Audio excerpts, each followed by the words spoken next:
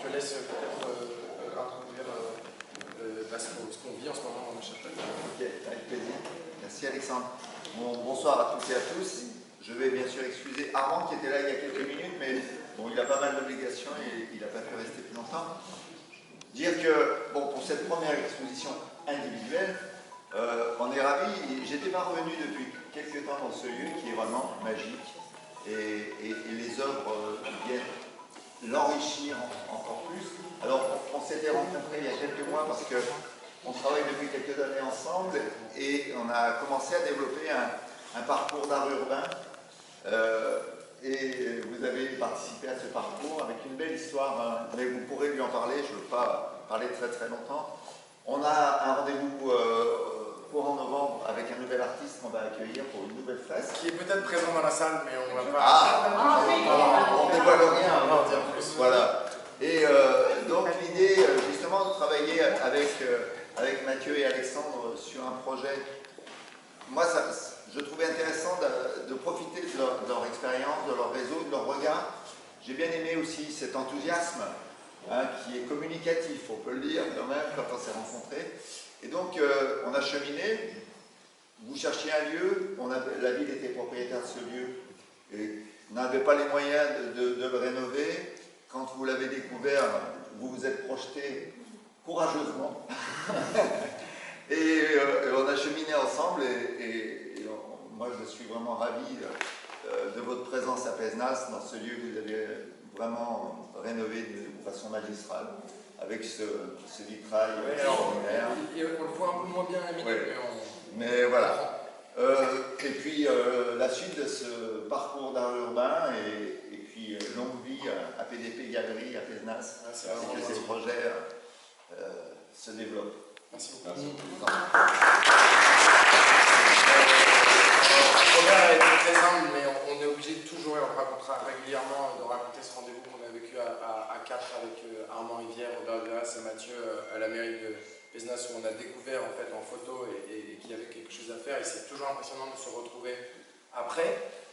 Mais finalement, si on a fait ce projet, c'était déjà pour pouvoir le partager tous ensemble, et puis aussi pour pouvoir être capable de continuer à accompagner des artistes.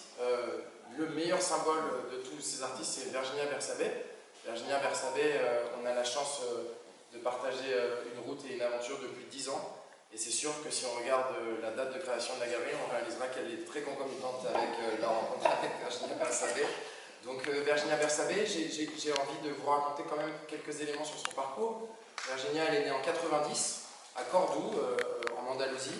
Elle a, ce qu'ont les Espagnols, une continuité d'un rapport à la peinture qui l'a amené à toujours avoir une vie liée au dessin, liée à la création. Elle décide d'aller faire les Beaux-Arts de Séville. Aux Beaux-Arts de Séville, dont elle est diplômée, elle continuera avec un master sur l'image. Puis après, elle est gagnante de la bourse de la fondation Antonio Gala. Elle est, avant de partir plus dans le détail, la plus jeune peintre contemporaine présente dans les collections du musée Sorolla de Madrid. Active et présente dans des collections dans différents endroits, que ce soit en Inde, aux États-Unis où on a eu la chance de présenter son travail. Et puis quand on raconte tout ça, on se dit d'un seul coup, attendez, est-ce que c'est la même Virginia Bersabé qu'on est en train de me présenter? Et oui, on a la chance ce soir de recevoir le peintre Gaobo, qui doit être ici. Et on verra qu'en fait, ces peintres, ce qu'ils ont de merveilleux et d'élégant, c'est que quelle que soit la dureté du thème, quelle que soit la réalité de la force de leur investigation, ils le font toujours avec joie et avec passion. Moi, ce qui m'importe particulièrement dans le travail de Virginia, c'est qu'elle s'est toujours intéressée à l'art. Elle n'a pas forcément un regard sur le marché de l'art. C'est ça qui crée l'intérêt autour de son travail. On va découvrir aujourd'hui l'exposition Paysare Occulto, qui répond à l'exposition Paysage Immobile, qui avait lieu il y a 2 ans. Virginia s'intéresse aux souvenirs, à la mémoire collective. Elle s'intéresse aussi au rapport à la beauté. Pour elle, la beauté suprême réside dans l'expérience, dans la vie, et c'est pour ça qu'elle s'intéresse à un certain type de femmes. Il y a aussi une logique sur la déconnexion et sur la perte de repères. C'est pour ça qu'on verra qu'aujourd'hui dans cette expo, il y a énormément de mains, énormément d'œuvres où finalement la distance se crée, distance qu'on associera avec l'oubli, pas forcément avec la mort, puisque Virginia est dans une logique presque de cycle végétal, de transmission. Si on perd lien avec notre passé, ben on est peut-être plus inquiet pour notre futur. Et puis je conclurai en disant que en fait, Virginia elle est très symbolique aujourd'hui de ce que devient la peinture contemporaine, puisque la peinture est un médium contemporain. À partir de la peinture, on va découvrir des huiles sur toile, des travaux qu'elle avait commencé il y a 5-6 ans. On est face à quelqu'un qui a une vision très claire de vers où doit aller son œuvre et qui est complètement conscient du temps que cela prend. On est face à quelqu'un qui, à partir de là, est intéressé par d'autres médiums. On va donc voir des gouaches sur papier, des papiers artisanaux qui sont travaillés avec un atelier, donc qui n'ont aucun rapport finalement à l'aspect industriel. Donc on le ressent d'ailleurs sur la matière de ces papiers. On va aussi découvrir un travail de céramique. Et puis on voit aussi deux autres travaux qu'on découvre ensemble pour la première fois, des pierres qui sont des argiles, des huiles sur argile, sur terre cuite. Qu'est-ce que sont ces pierres? Une majorité du travail de Virginia est dans l'espace public, comme on l'a vu et comme Robert l'a rappelé à Pézenas. Virginia a travaillé depuis 2013 un projet qui s'appelait Perdida en el Cortiro Andaluz, dans lequel elle suivait des dames qui, pour certaines, avaient perdu la mémoire. Elles peignaient sur des fermes abandonnées leur visage. Pourquoi ces fermes étaient abandonnées? Parce que les systèmes agricoles ont changé, beaucoup plus industriels, beaucoup plus de rapport à des éléments qui ne rentrent plus là-dedans, donc on délaisse en fait finalement notre passé d'une certaine façon. Quand ces maisons sont détruites par le temps, elle vient chercher une pierre et elle restitue sur ces pierres le souvenir de cette personne, ici par les mains. Et puis on découvre enfin une dernière œuvre qu'on aperçoit au fond, qui est une sérigraphie. On verra à partir d'aujourd'hui, à chaque exposition, une édition limitée. Ces éditions limitées qui ont pour but de toujours rendre le travail de l'artiste plus accessible, mais qui ne seront accessibles qu'aux Pissénois et les gens qui viendront visiter l'exposition. On est dans la ville des métiers d'art, donc on ne pouvait pas avoir un procédé numérique, on est sur un procédé de sérigraphie en 15 couleurs, qui a été travaillé par un atelier madrilène. Donc n'hésitez pas à poser des questions sur ça. Et puis je conclurai en vous remerciant de votre présence, puisque autour de l'artiste se tisse une toile d'araignée. Cette chapelle a la vocation d'être un lieu finalement pas forcément lié à la religion, à moins que cette religion devienne l'art et la peinture, mais ça sera un autre sujet. Et je remercierai énormément Virginia, puisque Virginia a accepté les aléas des travaux, a tout accepté pour être la première, et c'était important que tu sois la première. Et je te le dis avec beaucoup d'émotion, le travail que tu mènes est important, puisqu'il a un sens pour nous tous. Donc merci beaucoup, et puis félicitations pour une aussi belle exposition.